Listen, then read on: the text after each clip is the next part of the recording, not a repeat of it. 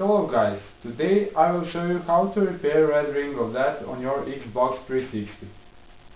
Now I'm going to turn on my Xbox. As you see, he's showing red lights, and that is called red ring of death. One of the things you may try before opening your Xbox is to turn off your Xbox, unplug joystick and plug another joystick. And now you are going to turn on your Xbox again, but you will do it this way. You are going to hold your button on your joystick.